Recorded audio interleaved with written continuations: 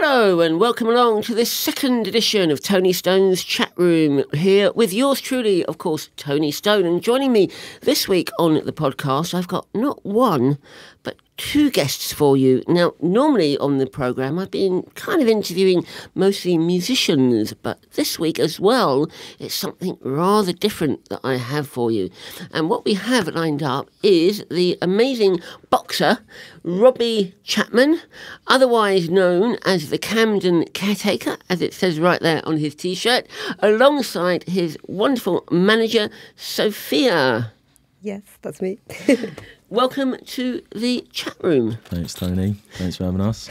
Now, first of all, I should be thanking you because this week is rather an important week for you because it's building up to your debut pro fight. That's right, yeah. Wow. Tell us a bit about that before, just in a kind of few sentences. We'll come into it in a bit more detail a bit later. It's May 19th, which is Saturday, and it's going to be my first professional fight. I've been amateur boxer for 6 years, and now it's my first pro fight. So. Wow. When you started out 6 years ago, did you always have the idea and the vision of becoming a pro fighter, or was it a hobby? No, yeah, it was more a hobby. When I first started, I didn't really plan on turning pro. All I wanted to do was just fight. It just started off and I wanted to spar. I would go to the gym, and I'd spar. I'd ask the coach, can I spar, can I spar, can I spar? Until they let me spar. And then, but I didn't really think I was going to do it for the rest of my life. Well, not the rest of my life, but, until now. And now here you are on the cusp of your first pro fight. And, yeah. I mean, the in music, which is kind of mostly where I come from and mostly interview, it's the, how can I say this, the perception of the music industry from the outside is very different to the realities of what the music industry is on the inside. As an amateur fighter and now a pro fighter, have you found real differences from how you imagined fighting would be to what the realities of fighting are? Yeah, I see what you mean. But to be honest, because I've been thinking about turning pro for a little while, I've kind of learned a little bit, but before I learned what it would be like, I would vision turning pro to be like maybe a bit more glamorous and a bit easier. And but obviously you've got to start at the beginning, and you've got to sell a lot of tickets, which is a hard bit. The hardest bit really about boxing is selling the tickets. Same as musicians, the hardest part is not being on the stage, but getting the audience there to see you on the stage. So I suppose it's the same analogy with boxing, being in the ring, being sports, having the arenas filled where you are doing your sport, whatever it might be. Yeah. Now, obviously, the other thing as well, of course, being in sport, as a sports person, although you are in the ring by yourself, you're not by yourself outside the ring. You need to have a good, solid team around you. So now we can bring Sophia perhaps into the equation here, which as well, because having that team is vital. How did you go about picking your team, or did the team pick you? How did it work? Okay, so I've been at my gym, which is IQ Boxing, for about just over a year now. The coach there, Zav, I knew him for a little while, and I wanted to go down there, but I put it off. Eventually, I went down there, and I've been there for a year, and I think Sophia, my manager, she come to the gym, and I met her about 6 months ago. Yeah. And it kind of just went from there. It feels like we've known each other a lot longer than that, but I don't know why. But okay, I suppose the next question to ask, what made you go to the gym? So, I mean, that's like a story in itself. When I was 19, I decided that I wanted to be a manager. I wasn't sure of which sport, but then I went into boxing. There was an incident that happened that made me go into that sport because boxing really supported me and it helped me.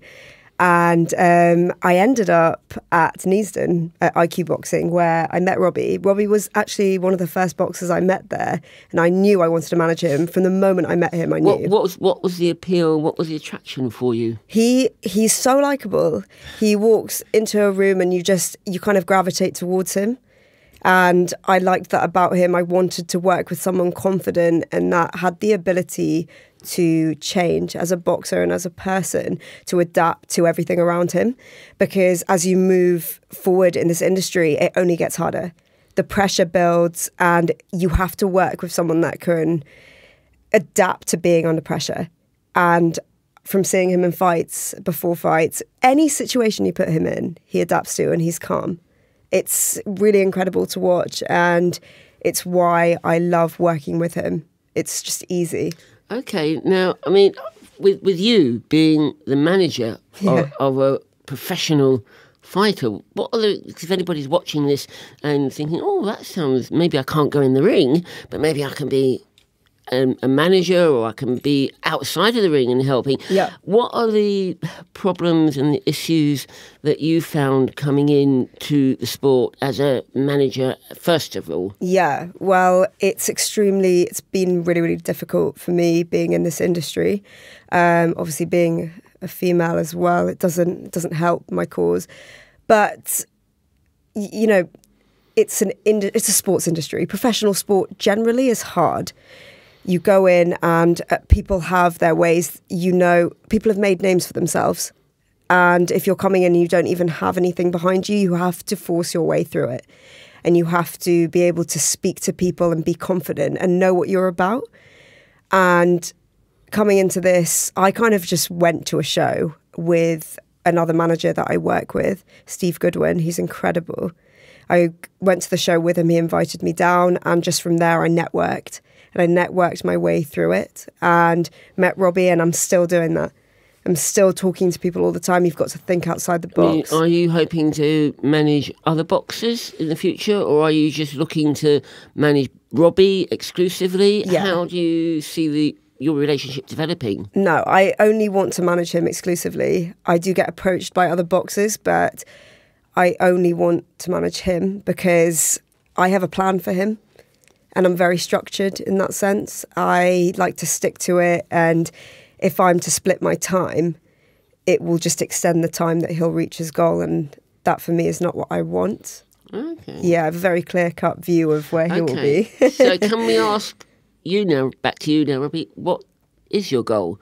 What are your intentions? And if, for example, money was no object and you had the freedom to fully concentrate boxing 24/7, no other issues, no other side distractions kind of thing, what would be your main goals and targets in boxing? Right. Well, firstly, Sophia and I, we've got a 3-year plan, which I want to stick to. I don't know. Maybe she might want to say what that plan is. But before that come about, to be honest, obviously I'd like to win titles and all that sort of stuff. But when can I just quickly ask you what division do you fight in? Middleweight. Middleweight. I'm sort of between super middle and middle at the moment. Okay.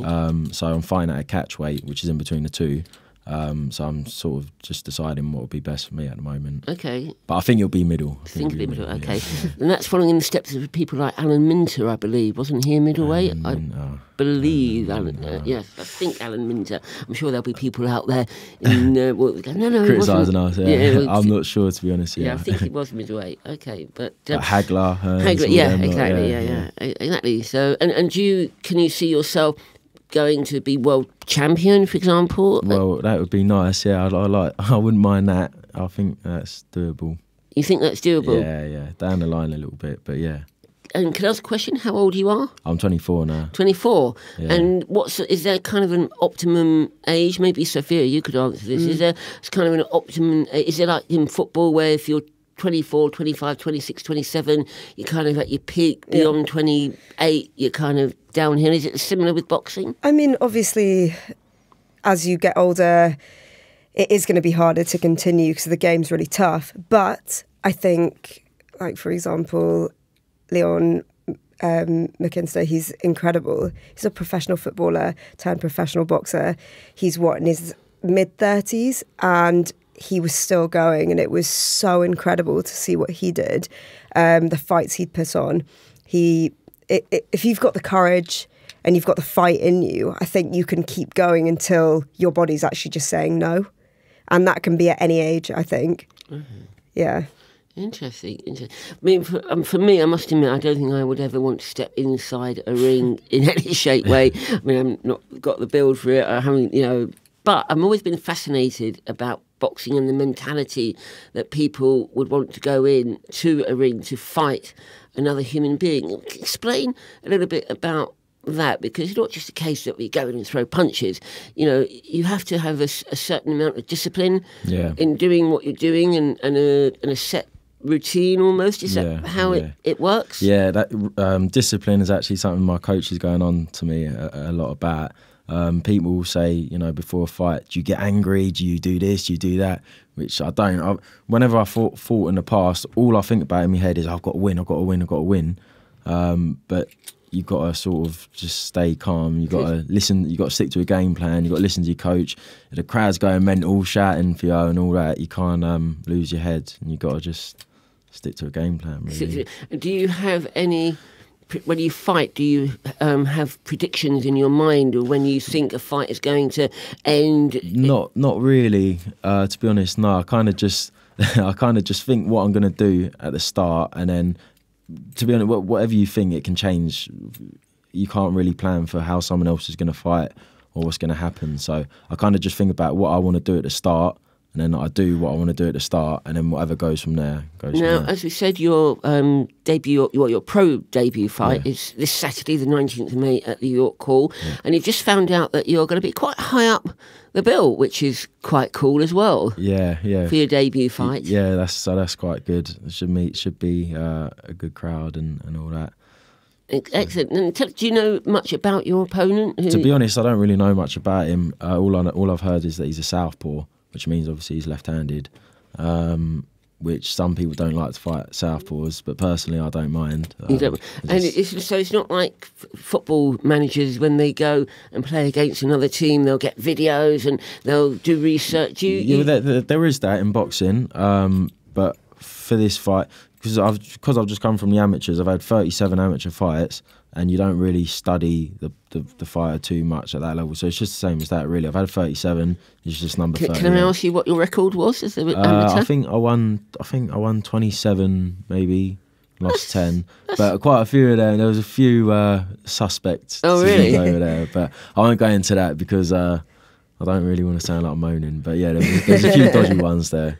Excellent. Now, obviously, Sophie, you kind of touched on it a little bit earlier in the podcast, saying about a female coming into this industry and this sport. Yeah. First of all, are there many other female managers of male boxers out there? I think there are a couple, but there aren't that many that I'm aware of. All I know is that the ones that have come, they were photographers or journalists that have tapped into it, but mainly a lot of female, people in the industry, they're usually promoters, female promoters. Being a manager, it's completely different. It's like... Do you see yourself as a role model? Yeah, I think in what I'm doing, I just want to show that you can do, as a woman, you can actually do anything. And to be honest, you can probably do it as well or better, as long as you know where you're going and where your drive is and have a thick skin. This industry probably gets to me every single week. But we get through it. Robbie's he's so supportive, and I have a good team around me. So anything I go through, we kind of go through together. And it's the same with him. Anything he goes through, we have a very transparent relationship, which is good. Excellent. Now, obviously, you are now a professional boxer as well. So to unwind and switch off, how do you relax? Or is it just boxing, or are you able to actually, tonight I'm going to chill, I'm going to do this? Yeah, well, to be honest, it is quite hard to do that because there's so much going on. Obviously, I work as well, full time. So I've got to fit in working 40 hours a week, training twice a day, promoting myself, selling tickets, all of that. So I don't really get too much time to switch off. But then after a fight, you get to sort of let your hair down a little bit and have a... So it's after the fight? After the fight, yeah. And how long between gaps or between fights is there? So, normally? Well, it's different in the amateurs and in the pros, because after a fight in the amateurs, if I wanted to, I could fight again next week. and that happened quite a lot because I like fighting so much. But in the pros, after this fight, I think my next fight probably is going to be September. Yeah. All right. So after this fight, I'll probably have maybe, well, it's really up to me coach, but in my head, I planned I was going to have maybe a couple of weeks of a relaxed diet, not going mental, just a relaxed diet, and not training like twice a day and just ticking over, we call it. Just train a couple of days a week, let your body recover and rest. Is that something that you get involved in planning his off time when he's not in the ring? No, I don't. I think when both Robbie and I during camp, like this camp, it's super intense. It's very, very intense, and those a week or two away, it's really, really good. I really actually encourage him to just fully rest, because the next camp, every single camp he goes into now, it's just going to become harder, more scientific. There's more people involved. It just gets more and more intense as we go on. So if he does have any time off, he needs to just unwind. And as Robbie tapped on it, it's not just a really important point in professional boxing. It really is so different to any other sport. These boys, when you become a professional footballer, you sign a deal, you get given monthly, you get money every single week. It's not the case in boxing, professional boxing. The game is so much harder, where your coach wants you to train twice a day. You have to hold down a job as well. You have to hold down a social life, and you have to sell tickets. It's so, so difficult, and people forget what these boys and girls go through as professional boxers. The stress is unbelievable. So those first few months before even getting a TV contract, it's so hard, which is why sponsors are so, so important. And my job as a manager is to help him with that, and to just get as many as I can for him so that he can improve as a boxer, because it really isn't like professional football. Obviously, this is going on YouTube and this is also on SoundCloud. If you could perhaps make a direct appeal to anybody out there, who ideally would you like to maybe get on board as a sponsor or a partner for Robbie? Well, for me, our sponsorship, so the Camden Caretaker team, that's what I'm trying to create.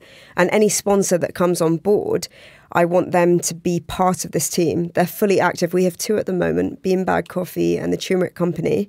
And they are very active with us. They're role models to Robbie, mentors. And that's what I want to create, a tight-knit team. And you have to be, it's just the way you are as a sponsor. I want the business themselves that we're representing to be completely ethical, to be a good business that we can represent as well.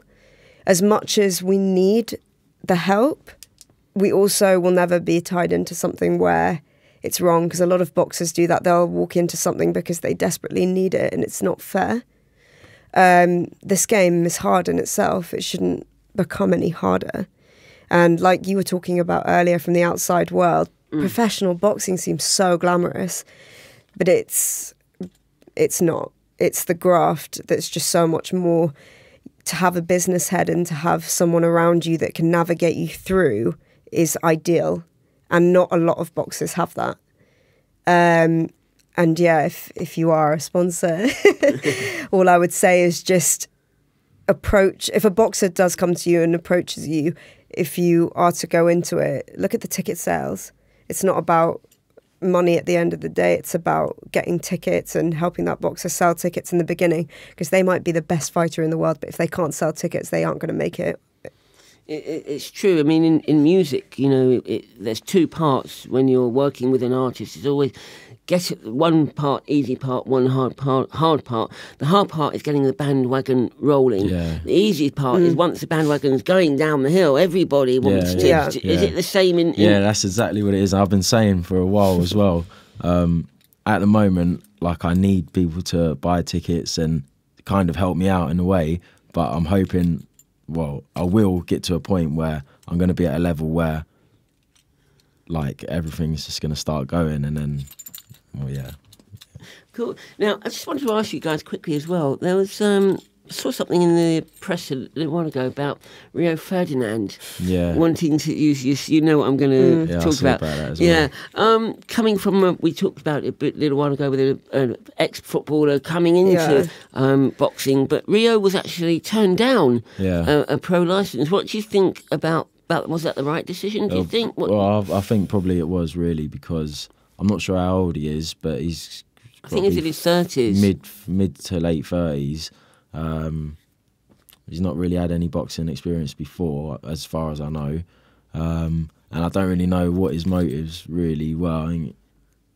I don't mind it. I think it was good that he done some training. I think he got a bit of stick for it, which I think was a bit unfair, because I know he had some personal problems, people passing away and that. So I think it was good for him to have something to focus on and whatnot. But in terms of actually being a professional fighter, fighting other professionals, he's got kids, and I don't know if. So I think maybe not to be a professional, but by all means, crack on and go and train. Now, before we go any further, you were saying that the hardest part of all is selling tickets. Yeah. So if anybody is watching this podcast between now and Saturday night, tell us, where the fight is. Maybe, Sophia, you could tell us.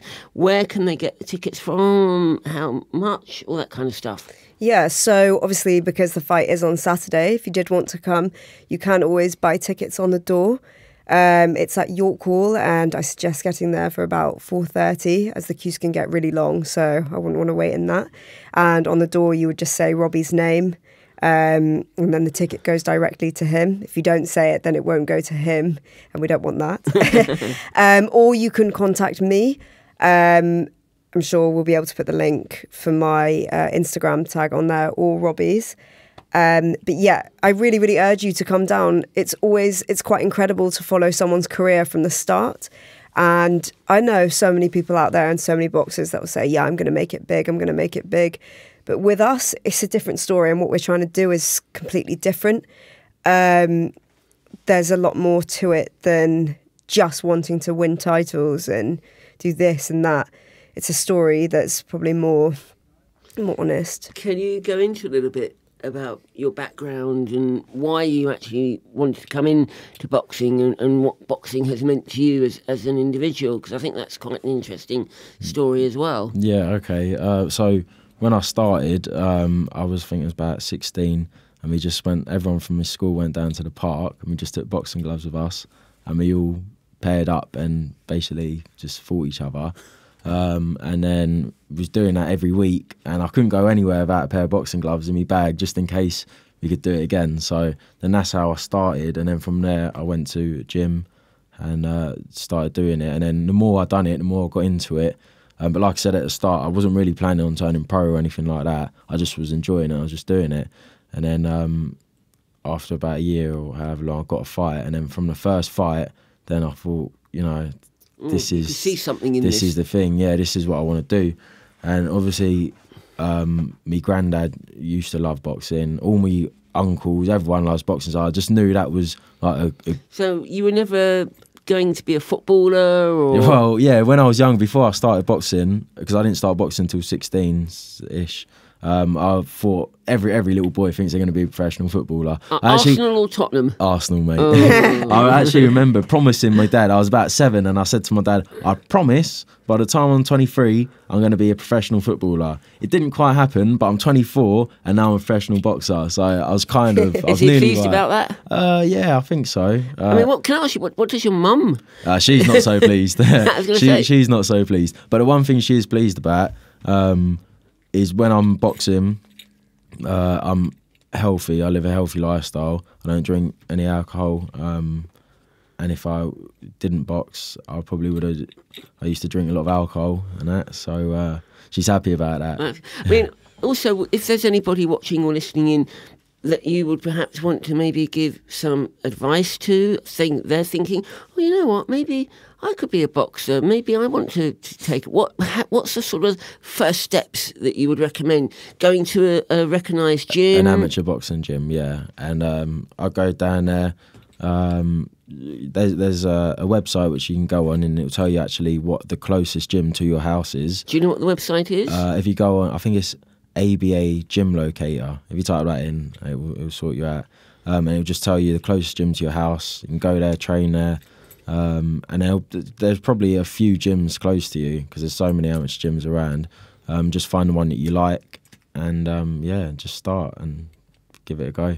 Right, well, that's been really interesting, and obviously we wish you well for Saturday. Lot, mate. Maybe you'll come back in a year's time and tell us how you've been progressing and all the fights and titles. I'll bring all my belts. Bring your belts in. I mean, how long does it actually take to get a belt? Is there any sort of set time or? Yeah, well, like I said, we have a 3-year plan, and the British Boxing Board of Control have actually just tightened up on people getting belts and how many fights they have to have now. So I think they moved to 10, and between that you have to have fought a 6 and an 8 rounder. So my plan is a year and a half. I want him fighting for a Southern Area belt. And then in 3 years' time, like we got the date and everything sorted, I want him fighting for a British title. British title. Well, I'm sure you will get there with this one behind you. Yeah. I'm sure you will. She's the frightening one. Yeah, I know, that's what I said to you earlier, mate. Yeah. She's the one that we've got to be careful of. You better win, because otherwise you'll get the wrath of Sophia. Yeah. I mean, that's not cool. But I don't want that. But anyway, we wish you well, and we hope to follow your progress and champion you. And please, anybody, if there's anybody out there that is watching and wants to come to York Hall on Saturday night, this Saturday night, May the 19th, 2018, because it's not just you. There's 13 fights. 13 fights. 13 fights in total, and Robbie's going to be, or Camden Caretaker is going to be on at about 8th. Yeah, 8th we can reveal, so it'll be really cool. It'll be a great night out. You'll get real entertainment in a great ring. And where can they get tickets from? Yeah, so you can either email me or find me on Instagram. It will just be under Sophia_Bhaumick 22, or you can email me. We'll put the email address on there. And then I can sort you out with the tickets.